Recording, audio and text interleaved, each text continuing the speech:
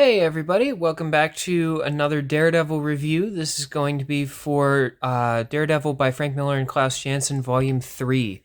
So this book picks up right where the second volume left off.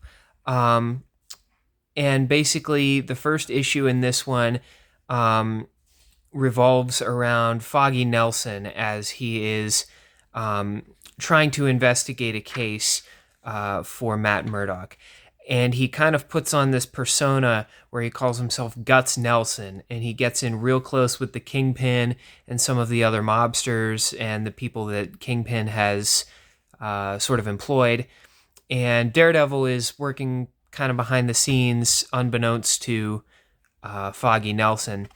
But that was a very amusing story. This book starts off really strong with this particular issue. There's a lot of really great humor in this issue, primarily revolving around the fact that Foggy Nelson is such a lovable character, and he's kind of clumsy. And this book, or this issue in this book, kind of plays that for comedy while also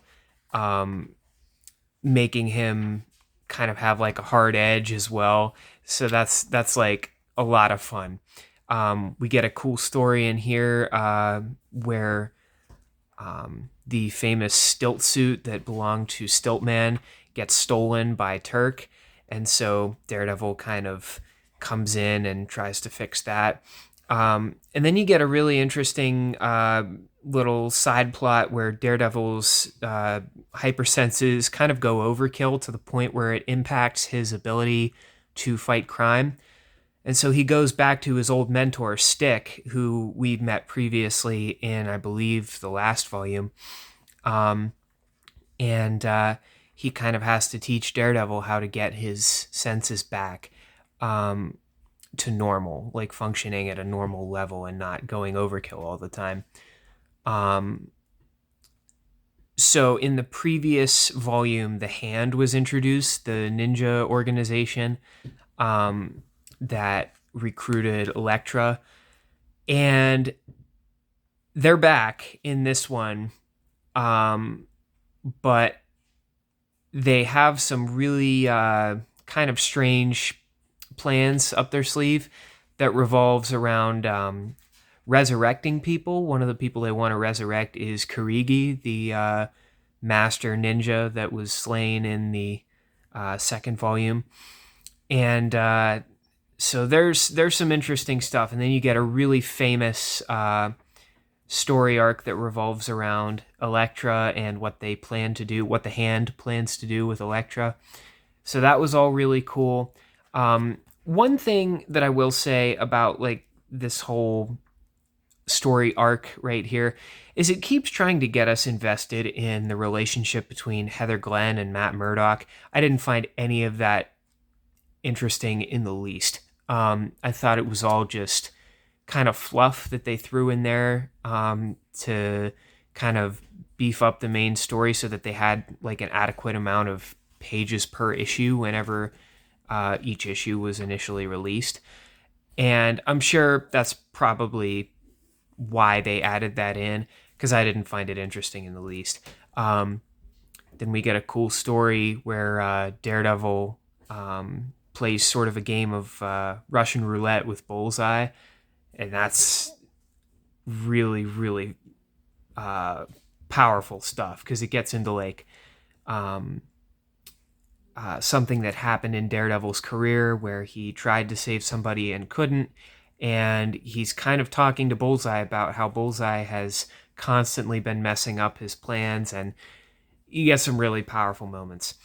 Then we have an issue in here from What If, where it basically asks the question, what if Daredevil became an agent of S.H.I.E.L.D.? That is like not a whole lot of pages long. It's very short, not too interesting, I didn't think, at least. And then you get this really cool issue called Badlands, where they never once mention Daredevil by name.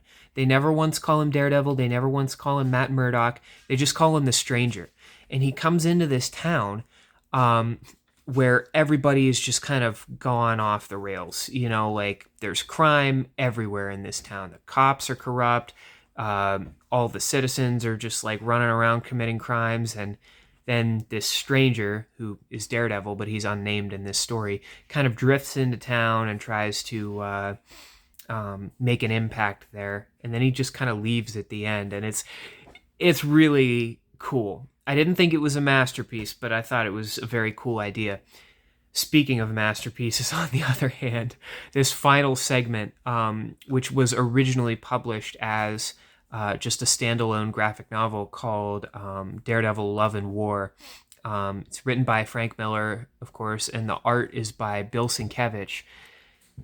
This thing is gorgeous. The story is top-notch. It's right off the bat a whole lot darker than any of the previous Frank Miller Daredevil stuff that we've seen before earlier in this volume and in the past 2 volumes. This gets pretty dark.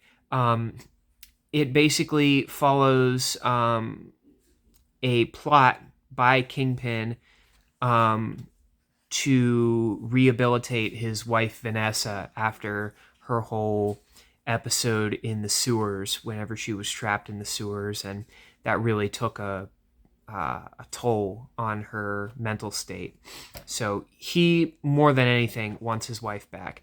And so he hires this guy, real scary dude named Victor, to kidnap the wife of a businessman who, he's like a psychologist, I believe, kidnap the wife of this businessman and psychologist in order to help Vanessa get back to her normal state. And Kingpin kind of uses the fact that the psychologist's wife is kidnapped as leverage so that the psychologist can work with the same level of passion on Vanessa that he would if it were his own wife in danger, because his own wife is in danger. And of course, Daredevil gets kind of swept up into this as well. But I mean, even like Sienkiewicz's art alone is enough to just carry this story. And I mean, Miller's writing in this story is second to none. It's fantastic. Like I said, it's a lot darker.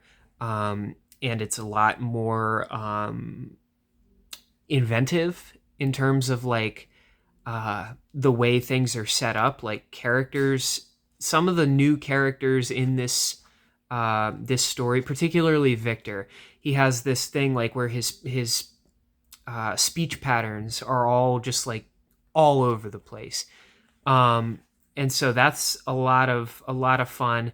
And then you get just some really cool moments involving Daredevil trying to stop Kingpin, and before he stops Kingpin, he of course has to stop Victor.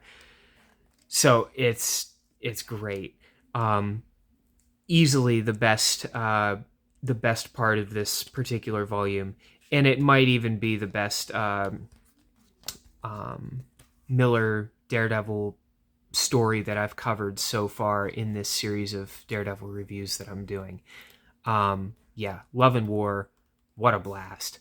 And then you get a bunch of like really cool supplemental material in the back here, some sketches and little like one-page comic strips from different publications. I believe this one's from What If. Then you get some more sketches, some covers, and that's about it. So that actually brings me to the close of Daredevil by Frank Miller and Klaus Janson. Those are the 3 volumes of that are all done. So for my next Daredevil review, I'm actually going to be covering Born Again, written by Miller and with art done by David Mazzucchelli, who also worked with Miller on Batman Year One. So look forward to that coming up in the future. And thank you as always for watching. Have a great night.